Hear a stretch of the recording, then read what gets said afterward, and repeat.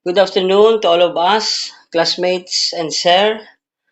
To begin with, let me introduce to you the topic of our group, gender, nature, and trouble with anti-dualism, which can be found in the book of Low Allen and Tremaine Soraya, The Sacred Custodians of the Earth, Women, Spirituality, and the Environment.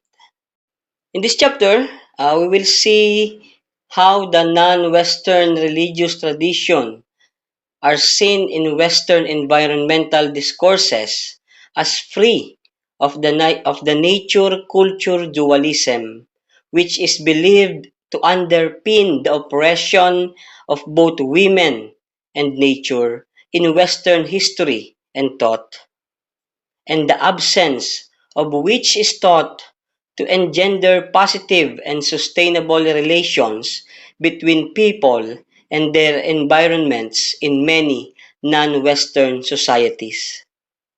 This chapter of the book, questions these assumptions and argues that the relationships between belief and action are contingent, since religious beliefs do not determine environmental relations in either a direct or a necessarily significant way, and that subaltern spirituality has a complex relationship with dominant religious traditions.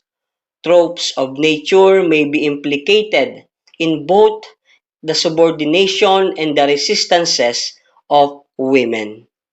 What is radical in Western environmentalism is almost by definition non-anthropocentric.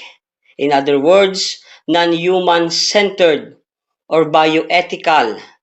Although, as Tim Hayward has argued, there is a considerable confusion over these terms and a need to distinguish anthropocentrism, speciesism, and human chauvinism.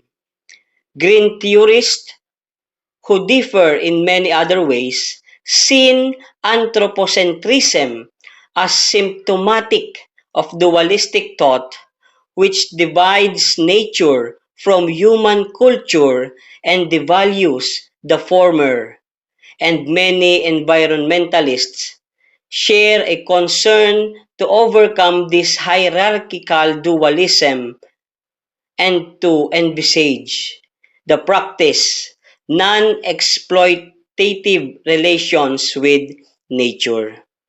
In this part of the book, in this topic of the book, the writer or the author is concerned with the gender politics of discursive efforts to overcome anthropocentrism and of a attendant claims that Eastern and indigenous religions decenter dominant species, humanity, and genders, men.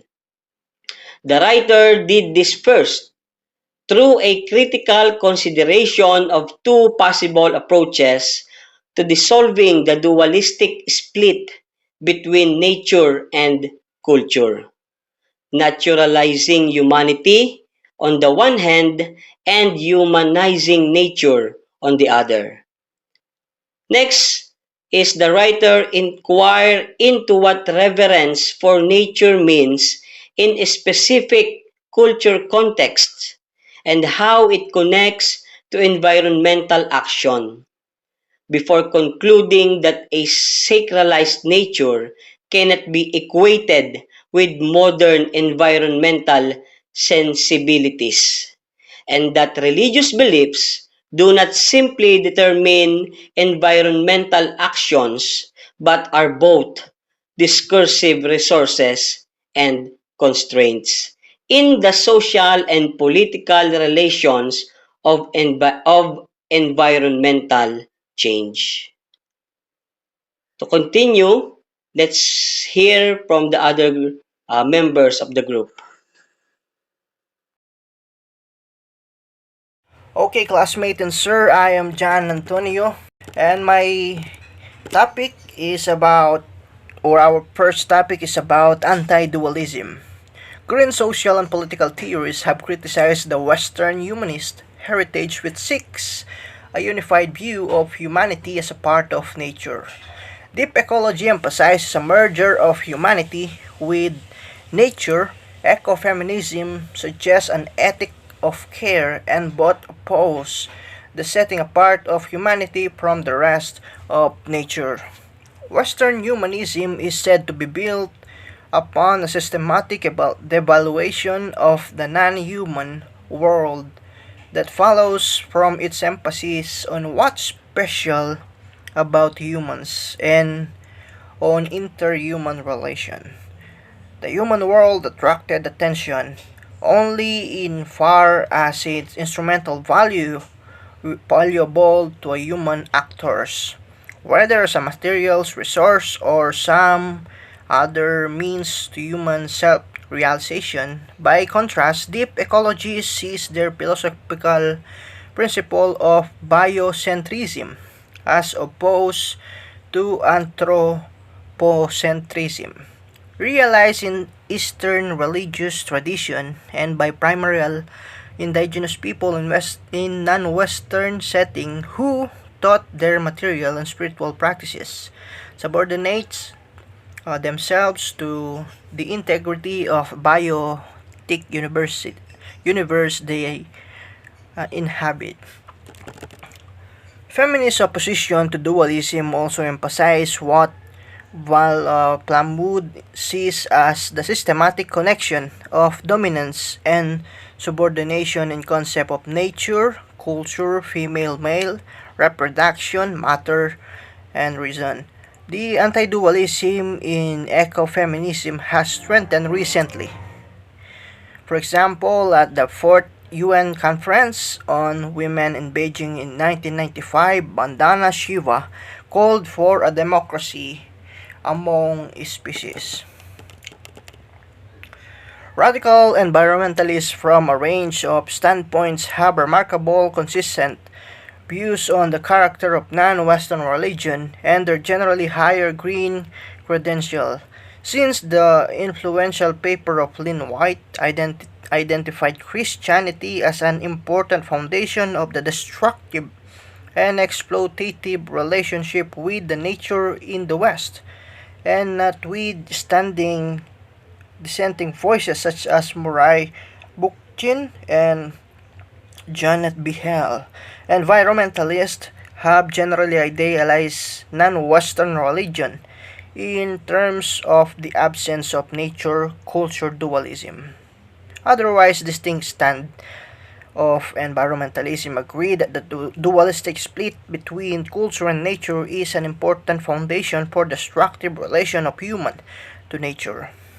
The contrast made with Western cultures and religions most commonly turn on two elements. Non-Western and indigenous religions are held to integrate humanity and nature holistically, and to value nature for its own sake rather than instrumentally as resources.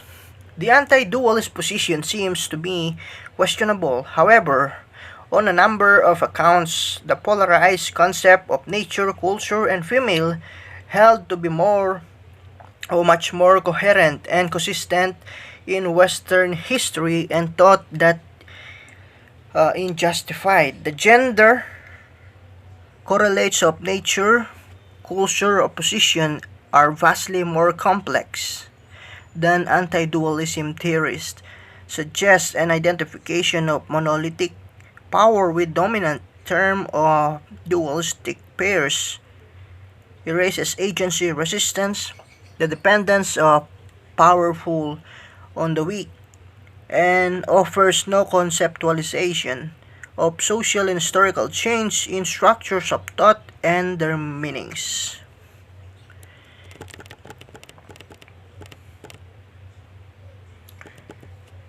Nature was also successfully invoked by Hitler in his promise to repeal women's suffrage of constitutional equality and to promote instead the image of women as mothers and bearers of culture. Through, for example, the setting of women bureau oriented toward supporting women's reproductive roles, Nazi women to argue that women possess special natural characteristics which emancipated would be a great social service. The history continues. Politics in the West should at least alert environmentalists to possible political interest within the nature talk of other culture. Dissolving the boundaries between humanity and nature might be approached in a number of ways, but here I considered only two: by naturalizing humanity or by humanizing nature. I now look at each of the alternative with a view to their gender implications. Good afternoon, classmates, and good afternoon, sir. Ang aking topic ay naturalizing humanity and naturalizing women.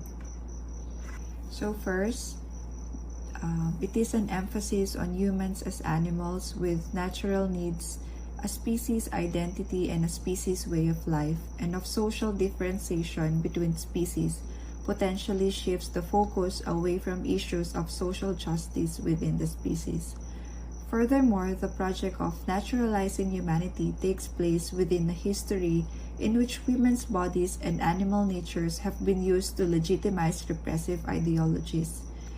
Women as inferior on basis of their physicality dahil sa tingin ng patriarchal na society ay ang mga physical qualities ng mga kababaihan ay sign of weakness, na mahina ang mga kababaihan.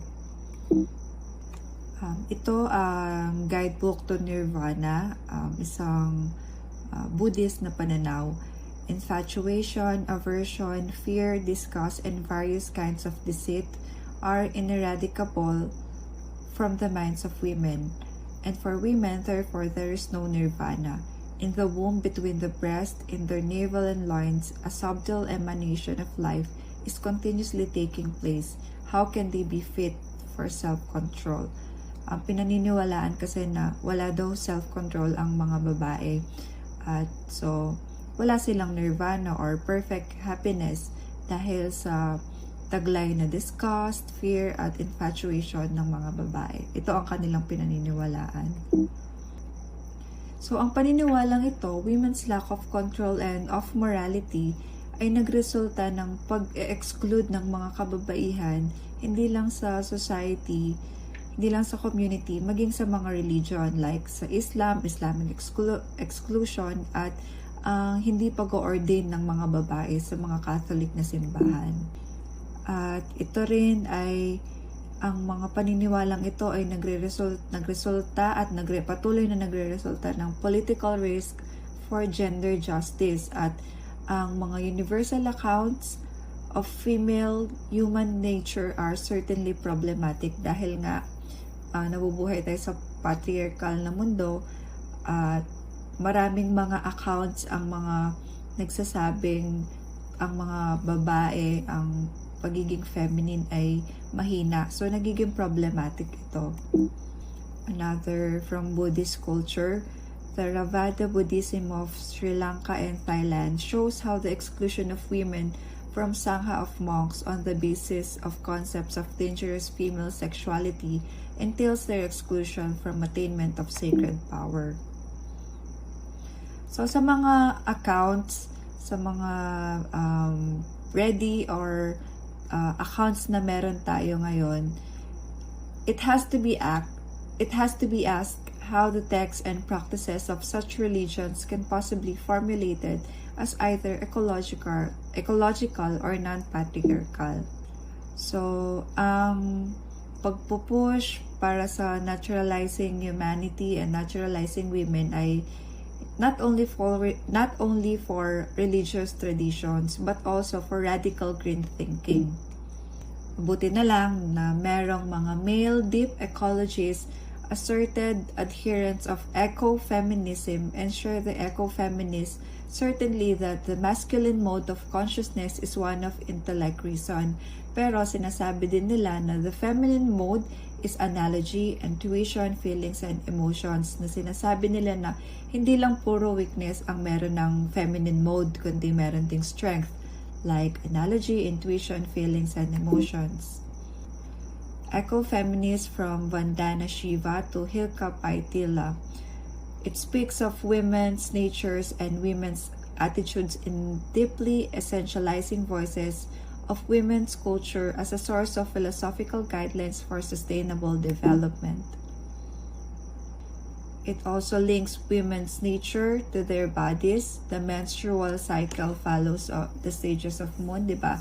Ito ay paniniwala mula pa ng unang panahon na ang cycle daw ng moon ay kasabay o may kinalaman sa menstrual cycle ng mga kababaihan. And women feel themselves as a part of eternal cycle of birth, growth, maturation, and death.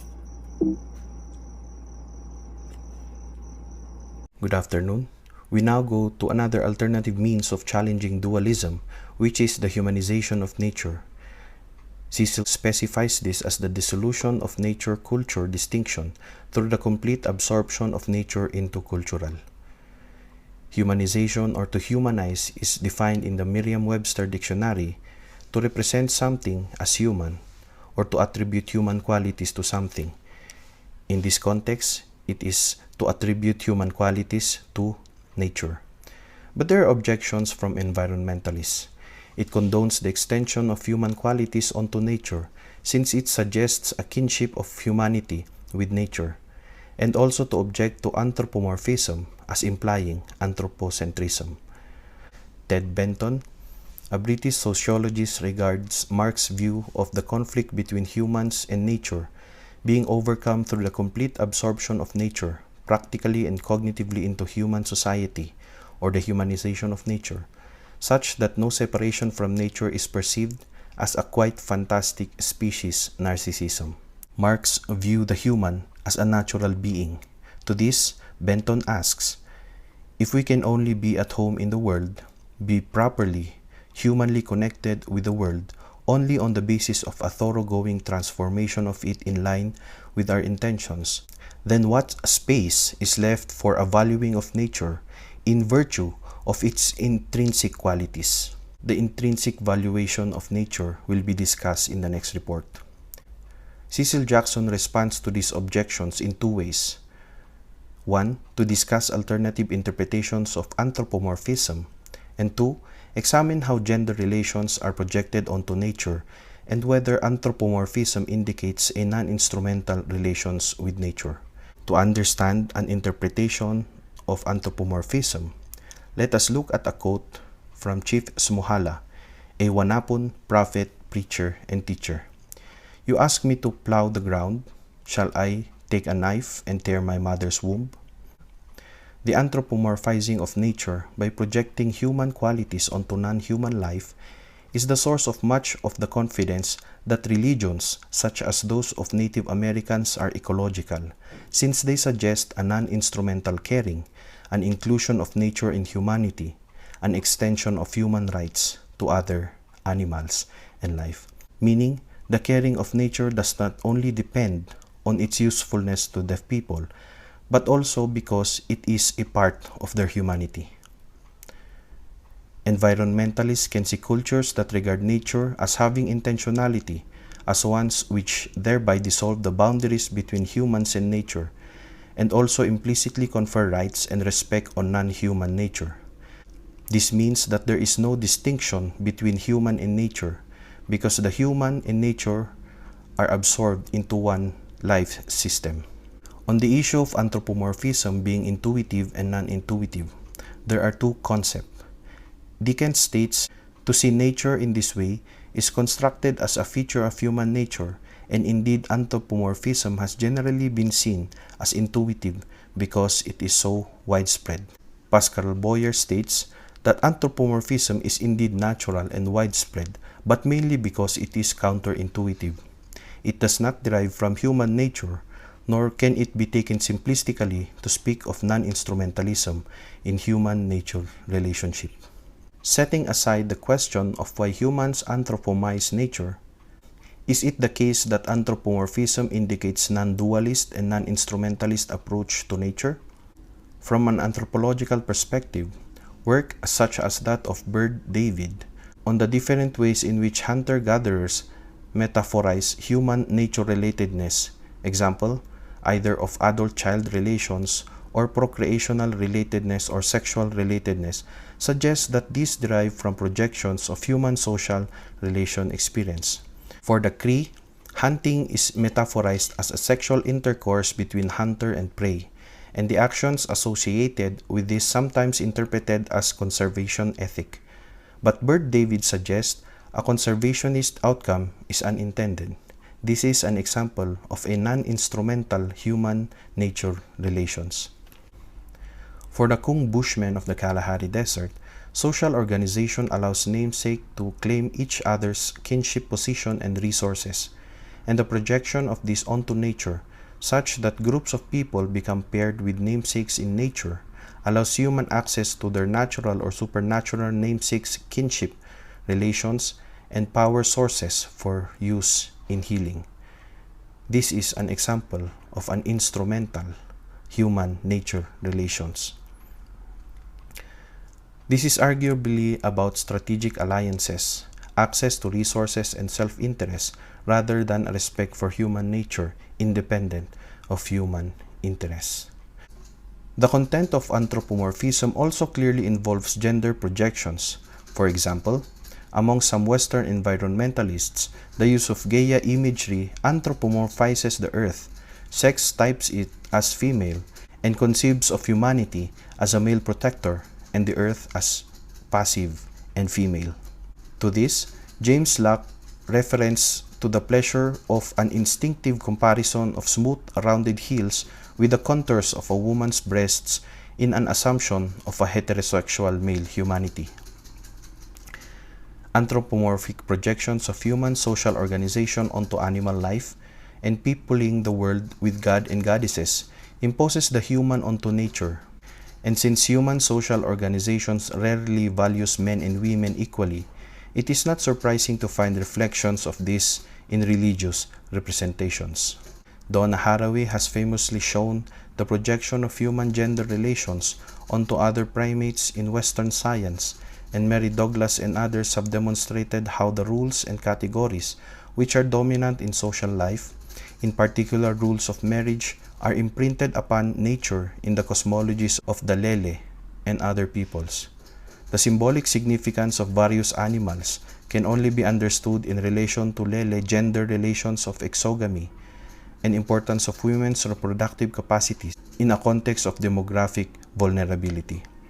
Cultural ecofeminists have taken a positive view of anthropomorphism and sought an anthropomorphized spirituality through their goddess revivalism and earth worship, which is assumed to reliably indicate what are loosely referred to as a matriarchal society. Keel writes, matriarchal societies of the prehistoric world regard all parts of nature as interconnected aspects of nurturing whole, the sacred mother. The absence of goddess imagery is conversely linked with a desacralized nature. Thus, for Baring and Cashford, God as spirit arose from 2000 BC. The goddess henceforth was associated with nature, and for the last 4,000 years, the goddess and her values of spontaneity, feeling, instinct, and intuition has been lost, except for in primitive societies. Society gradually withdrew from nature and replaced the goddess with God, and moved from identity with nature to dissociation from it. But although human social organization is projected upon nature through anthropomorphism, this is not a direct reflection in the sense that the worship of goddess therefore equals matriarchy. Baring and Cashford have it. When matriarchy gave way to patriarchy, men took over from women, and gods from goddesses. Cultures where goddesses have been prominent have hardly been matricentric, and cosmologies have no direct correspondence with social relations and realities. unlike for patriarchy, which almost always implies a male-dominant society. Furthermore, ecofeminist interpretation of goddess selectively emphasizes harmony and nurturance, and goddess worship is assumed to mitigate barbarism. Anthropomorphism is, however, effective in environmental mobilization. The political manipulation of anthropomorphism has been analyzed by Vaviskar in her work on the Narmada Bachao Andolan, movement to save the Narmada. The Narmada Bachao Andolan is a movement in India against the building of several dams. At a meeting, an active, influential supporter of the Andolan from Delhi gave a speech in which the audience were told that, as Adivasis, they were Mother Earth's children, and that the dam would tear them, the children, from their mother's breasts. The Adivasi is the collective name used for the many indigenous peoples of India. However, the political objection to the misrepresentation of non-Western religions and eco-cosmologies. 1. The supporters of the movement are derived from the landlord class, or the patidars, from the plains rather than the tribal Bilala of the hills, who were directly affected. Activists misrepresent tribal religion as inherently conservationist, and the local resistance toward displacement as indigenous critique of development, for political aims in which, however, intellectuals end up creating caricatures. Tribal voices are appropriated, since the Adivasis do not use such metaphor. In conclusion, Cecil Jackson writes, thus, anthropomorphism cannot be seen as intuitive. It projects human gender relations onto nature and neither reliably indicates non-instrumental relations with nature nor is incompatible with patriarchy, the dehumanization of certain social groups, and social violence. Good afternoon, everyone. The topic that was assigned to me is all about the intrinsic value of nature. When we say intrinsic value, it reflects the perspective that nature has its own right, independent of human uses. Intrinsic value opens us the possibility that nature has value even it is not does directly or indirectly benefit humans. And just to add, intrinsic value is viewed from ecocentric standpoint. Conversely, the economic concept of use and non-use values is viewed from anthropocentric perspective. It is also said that when claims are made about indigenous people having religions which value nature for its own sake, it is not always clear exactly what kinds of indigenous societies are their reference points. However, it is particularly hunter-gatherers who are claimed to have attitudes of sacramental equality towards animals, whilst agriculturalists express opposition and control of nature. In the book that provided, it was about the debate, and there are names mentioned here with their proposition on how they view intrinsic value of nature. And one of those is Morris with his study on animal state and shows that animals are simultaneously conceived of in contradictory ways as fundamentally hostile to humanity as resource, and through the identification of animals with spirit of dead and human fertility as a crucial part in ongoing cyclic processes of life and social reproduction. And it also said that sacramental egalitarianism and opposition and control coexist, respect for nature. For example, in the sexual abstinence of hunting rituals expresses fear of mystical animal power. The kind of respect for nature is also different rather from the expressed by deep ecologists, like as what we can see in this picture, a woman breastfeeding a young animal. It reflects in terms of selfless concern for survival of the animal or forgetting that it will be killed and eaten later.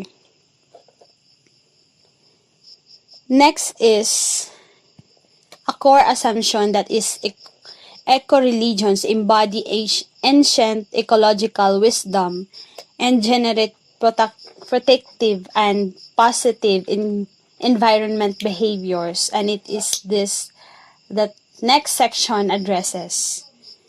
There are three Indian professors point out on their views, and one of those is Vanoke, writes the traditional thought in India that everything is sacred. He reads rituals involving trees and garlanding of domestic animals as associating man holistically with nature. Sacred forests are said to have resulted from Hindu eco-religious protection and tribal worship of nature, thought as equivalent to what we call now biosphere reserves. Next is Sasa, suggests to what the Oranyos corporate nature into rituals and costumes. And last is Vastyayan, maintains the emphasis on purification in the Vedas is an ecological position and the pollution prescription which uphold the case system are represented as ecological awareness of pollution in the modern sense. It is said that sacralized nature cannot be readily equated with modern ecological understanding, and by establishing a religious connection with their environment and acknowledging its power to affect their fortunes, people also naturalize their own existence, explaining and at the same time claiming for themselves their physical world. Appropriation, explanation, and legitimation occur simultaneously. The idea of nature being both sacred and limitless is not necessarily contradictory and indeed appears in a number of studies dealing with environmental cosmologies. There is an immense cultural distance that separates traditional religious concept of the environment from modern ecological knowledge, and it is historically distorting and anachronistic to seek to clothe such conception in ecological authenticity. There is also something of contradiction of the eco-feminist claim that it is women who are the repositories and environmental wisdom when they are marginalized in the tribal and Hindu belief system, which are simultaneously claimed to embody the wisdom. It is argued that even though the concept of traditional belief systems are not equivalent to those of Western ecology, they confer cultural attitudes of protectiveness toward nature and therefore predisposed toward less exploitative environmental behaviors. And the question for us now, how religious beliefs actually do affect the environmental behaviors of individual men and women. At ito po ay masasagot sa nakasunod sa akin na report and para kay Pastor Carlo Vicente. Salamat po. Good afternoon, classmates. I will report about religious beliefs and environmental behavior. The idea that indigenous societies rarely specified with much precision and usually assume to be geographically and culturally isolated do not damage their environments unless forced to by capitalism and modernity is widespread but not very robust. So religious beliefs are affecting the environment as well. We can see that in many societies today and in many countries. Many practices and beliefs of people have legitimized and even supported the exploitation of animals and other living things. So we cannot say that we cannot blame everything to capitalism and modernity about the destruction of the environment. But we can see here, we can read here, that religious beliefs are contributory factors to the destruction and even deaths of some animals and some ecosystem as well. So not only colonization or the importation of Christianity on indigenous population has influenced the pillaging of the environment, but even before the colonizers have arrived, the indigenous people have practices and beliefs that kills and destroys nature. So we cannot really blame it on the capitalism or modernism. For example, the Plains Indians in America have destroyed forests and buffalo herds. Japanese Buddhist monks who perform funeral ceremonies for whales. So they apologize to the spirit of the whale, then thereby legitimize whaling. So it means that even religion was used for whaling, legitimizing whaling or the killing of whales for the sake of getting the oil, getting the other things, getting other products from it. So the Mbuti pygmies fire forests to drive out game or the animals. And forest destruction and hunting to extinction have not been confined to modern times or capitalism. We can see that, we can hear and read here on the book also, that the destruction of the environment is not only because of capitalism or due to the modernity. Next slide. Ecological interpretations of world religions fail to consider the gender and class critiques of religious texts and traditions. So gender and class system or class groups or social groups is not important for interpreting the relationships of living organisms and to their physical surroundings when world religions are used as a basis for interpretations. So we can see here that gender or class critiques is not important when it comes to interpreting how people deal or relates with the environment. And this makes women and lower class people be oppressed and disenfranchised. So they do not have a say to what or how people or their society should really connect or deal with their environment. For example, in Hinduism, we can see if the divine is present in all life, then taking of life will disturb the chain of being, the wheel of samsara, and will affect the life of a person who has taken the life. This is the law of karma.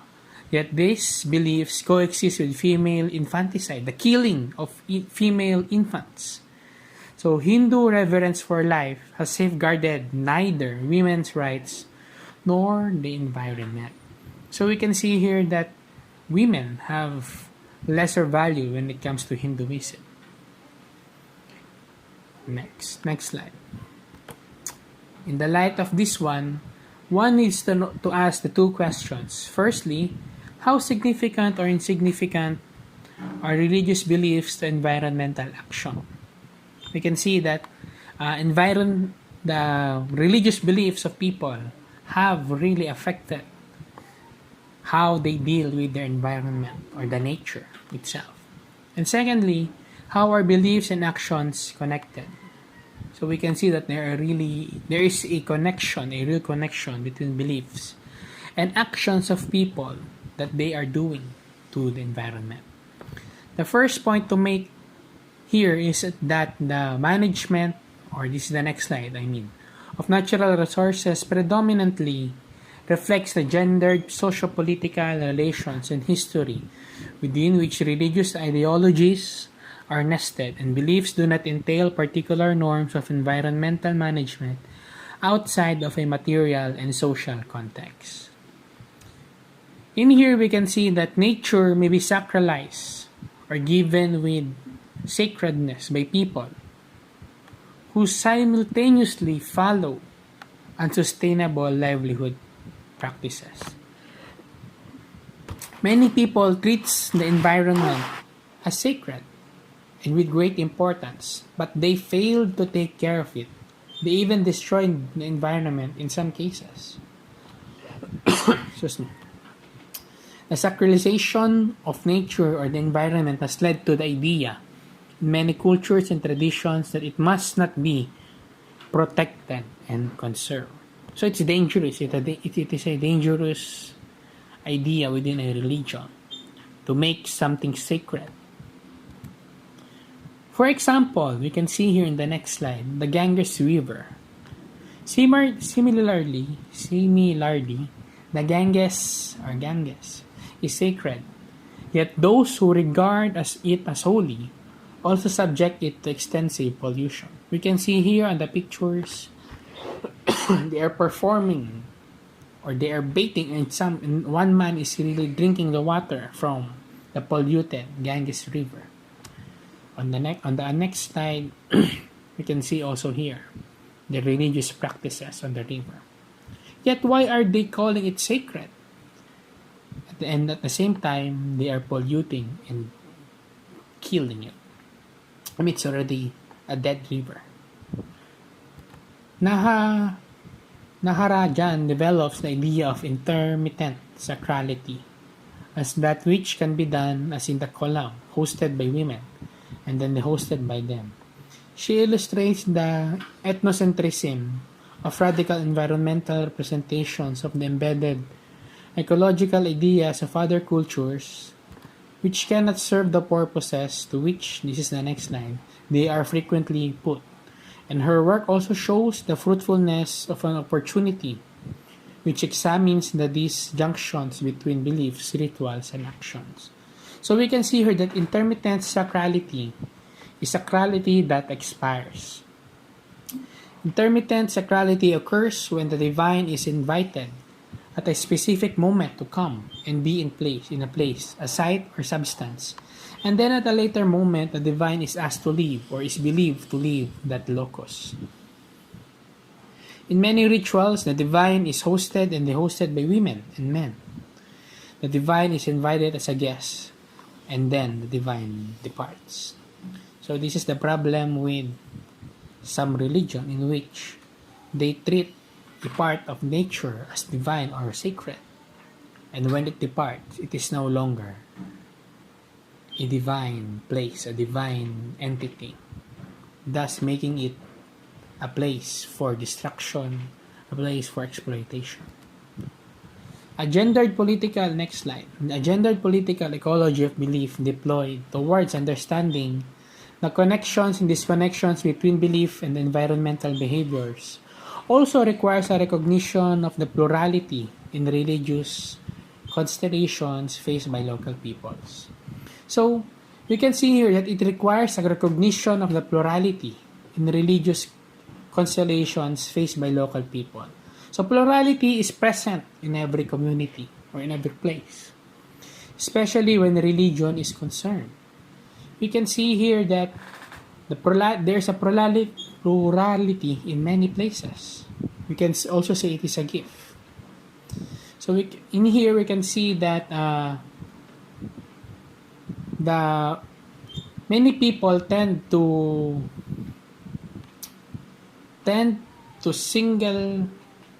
make a single interpretation of how nature should be treated based on a religion, compared to Western environmentalism, which is singular and universal. This is for the Western environmentalism, and only one general set of religious beliefs are widely accepted. So this is the difference, and it makes a very big effect if we put plurality in interpreting how people should deal with the environment. Next slide. So 3 questions suggest themselves as a starting point for a gendered political ecology of belief. Number 1, which social groups possess authority to formulate the vocabulary of religious beliefs? What social groups? This is for number 1. From the top tier of society or from the bottom tier of society? From the religious leaders or from the political leaders? Or can we say that it is a colloquium of representatives from all social groups or classes? Number 2, in whose interests are metaphors of nature deployed? Is it for the well-being of the environment or for humanity to further exploit it more, nature? Number 3, how is nature talk used in resource struggles by men and women? Can nature or the environment be a resource or source of ideas or concepts that can help in the struggles of people, men and women alike? These are the 3 questions. A gendered political ecology of religion seems likely to produce a significantly different image of human-nature relations than that found in ecocentric environmentalism. So what is ecocentric environmentalism? So this is for the next slide. In the context of environmental ethics, an ecocentric view is one that holds the Earth's ecology and ecosystems, including its atmospheres, water, land, and all life forms, have intrinsic value, meaning they should be protected and valued even if they can't be used by humans as resources. So we can see here that the gendered political ecology of religion has tried to shift the focus of religion from just protecting the environment into reintegrating and liberating women or excluded people or people groups to participate also in protecting and for the conservation of the environment. It changed from just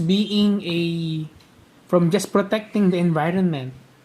The gendered political ecology of religion has helped to empower people to change their views and to be a more participative group of people towards protecting and preserving the environment. Here, this is next slide. Religious beliefs neither determines action nor is it irrelevant. It presents actors with choices. It is a socially constructed by both dominant and muted social groups and experiences. It is dynamic and changing in content. For example, the changing cast of spirit characters.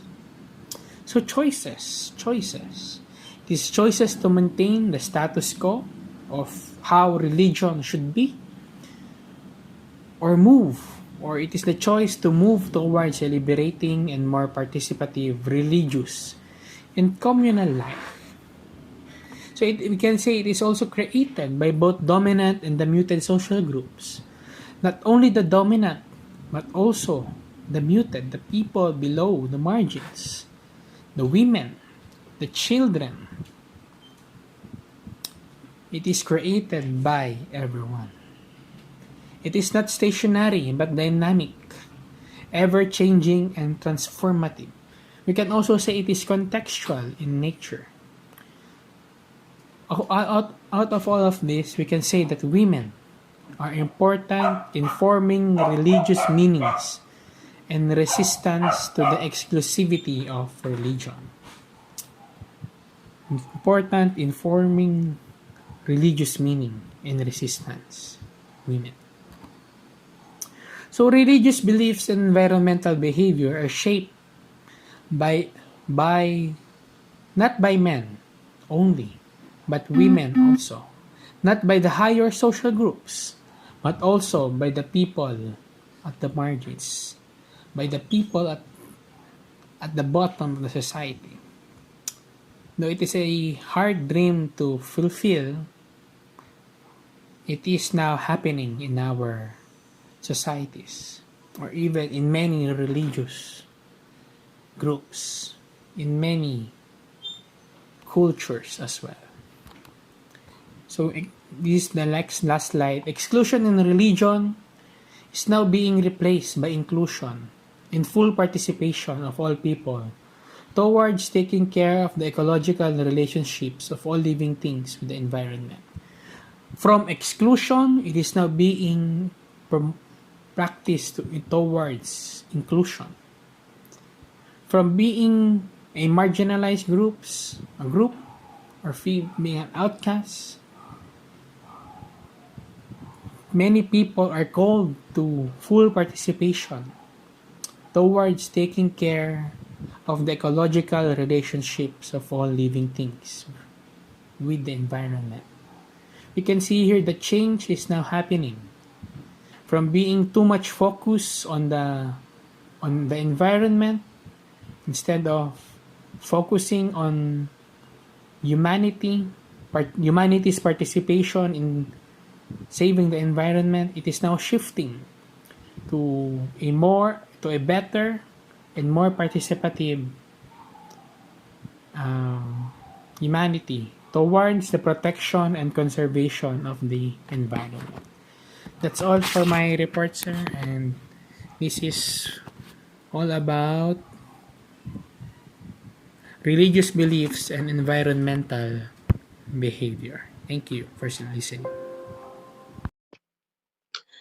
In conclusion, contrasts between Western dualist and non-Western continuist attitudes to nature as revealed in religious beliefs are questionable because there are credible arguments for an inherent dualism and instrumentalism in a great many non-Western religions, and the dissolution of dualism through either naturalizing humanity or humanizing nature carry old and new dangers for women, which challenge any necessary compatibility of continuism with feminism or environmentalism with social justice. The central role of women's bodies in how human religious expression socializes nature and enforces social rules and boundaries, and the flickering struggles by women to reformulate their positions in these cosmologies, both in dominant and subordinate religious institutions, suggests for me another allegiance before we reinvent ourselves as a species like any other. In a democracy among the species, we need to offer a full humanity to women. Thank you very much for listening to our report.